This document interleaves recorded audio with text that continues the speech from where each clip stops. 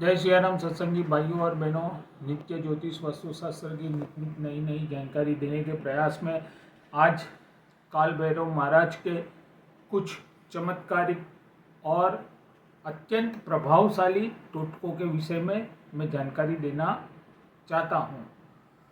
कोई भी व्यक्ति कोई भी प्रकार की बड़ी से बड़ी समस्या से जूझ रहा है, जन्म पत्रिका में कोई अशुभ योग हो रहा है और यह अशुभ योग का निवारण करवाने के बाद भी व्यक्ति को उस अशुभ योग से छुटकारा नहीं मिल पा रहा है, तो उस व्यक्ति को या इस अवस्था में नियमित रूप से कम 21 बुधवार तक 1.25 किलो जिलेबी ला करके काल भैरव महाराज के मंदिर में प्रसाद के रूप में चढ़ाकर वह जलेबी कुत्तों को नियमित रूप से खिलाना चाहिए।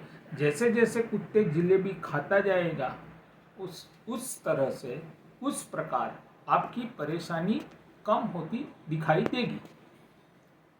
ठीक उसी प्रकार से कोई व्यक्ति के कोई कार्य रुके हुए है, उस कार्य में कोई गति ही नहीं आ रही है, कार्य वहीं का वहीं रुका रहता है, उस अवस्था में व्यक्ति को प्रत्येक बुधवार के दिन यह टोटका भी आपको कम से कम 11 या 21 बुधवार तक करना है।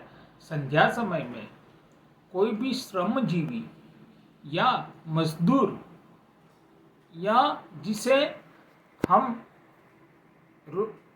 दैनिक मेहनत मजदूरी करने वाला जो व्यक्ति रहता है, जो रहने का उसके पास कोई ठिकाना नहीं होता है, उस प्रकार के व्यक्ति को एक शराब की बोतल भेंट कर सकते हैं।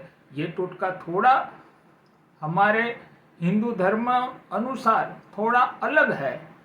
अगर कोई व्यक्ति जिसे शराब से परहेज नहीं है, वह व्यक्ति यह कर सकता है, और जो व्यक्ति शुद्ध और धार्मिक है उसके लिए वह व्यक्ति 5 गुरुवार तक संध्या समय में काल भैरव महाराज के मंदिर में जाकर के 5 नींबू लेकर के उन्हें चढ़ा देता है, तो भी वह व्यक्ति के रुके हुए कार्य में अवश्य गति आती ही है।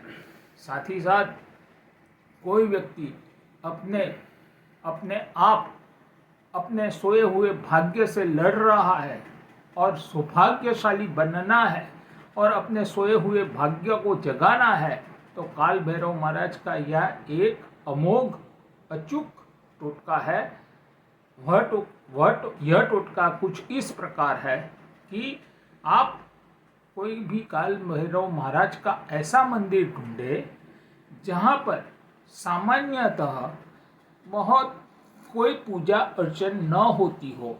बिना पूजा अर्चन का कोई काल भैरव का मंदिर अगर आपको दिखाई देता है, आपके ध्यान में आ जाता है, या जहाँ कम से कम लोग पूजा अर्चन के लिए आते हो, वह उस मंदिर में बुधवार के दिन जाकर के सुबह सुबह में थोड़ा सिंदूर, थोड़ा काले तिल का तेल, एक श्रीफल और साथ ही साथ कुछ मिठाई, चाहे जिलेबी ले लो या कोई भी प्रकार की मिठाई ले लो, वह ले जा कर के आप काल भैरव महाराज के कोई भी प्रकार की पूजा अर्चन आप कर सकते हो। भैरव चालीसा कर सकते हो या अन्य कोई भी प्रकार से आप काल भैरव महाराज की पूजा अर्चन करने के बाद यह जो प्रसाद आपने चढ़ाया है, वह प्रसाद 9 साल से कम बटुक को भोजन करा दे या उन्हें यह प्रसाद बांट दे। इतना करने से व्यक्ति का सोया हुआ भाग्य जागना शुरू हो जाता है। फर्क आपको करने के उपरांत आपको तुरंत दिखाई देगा। साथ ही साथ बुधवार के दिन 125 ग्राम काले तिल, 125 ग्राम काली उड़द, और यह दोनों पदार्थ 1.25 मीटर काले कपड़े में 11.25 रुपये रख करके आप एक गठरी जैसा बनाकर नियमित रूप से 11 या 21 बुधवार तक आप काल भैरव महाराज के मंदिर में चढ़ा दें, तो भी आपके सभी रुके हुए कार्य या आपकी जो भी कोई परेशानी रहती है वह परेशानी में आपको राहत अवश्य मिलती है। और साथ ही साथ एक अमोघ और एक अलग एक टोटका बताने का प्रयास करता हूँ।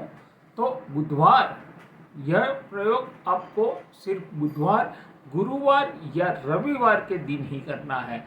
अपने दाहिने हाथ की पहली 2 उंगली, मध्यमा और तर्जनी उंगली, वह उंगली से काले तिल के तेल में डुबोकर कोई भी प्रकार के आटे की एक या अपनी शक्ति अनुसार रोटी बना करके यह 2 उंगली जो है उससे काले तिल की शाही जैसा, मतलब काले तिल की डुबोकर उस पर लाइन खींच देनी है वो रोटी के ऊपर।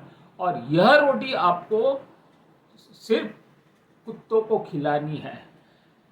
अगर कुत्ते को खिलाने के समय अगर कुत्ता खा लेता है तो यह एक बहुत ही बड़ा शुभ संकेत माना गया है कि काल भैरव बाबा महाराज आपसे प्रसन्न है। अगर कुत्ता यह रोटी खाता नहीं है और सिर्फ सूंघ कर ही आगे चला जाता है तो निराश मत होइए। यह प्रयोग या यह टोटका आप 3 बार कर सकते हो, पर ध्यान रखने वाली बात इतनी है, बुध, गुरु या रविवार के दिन पर ये कोई भी समय में आप कर सकते हो। धन्यवाद। जय सिया राम।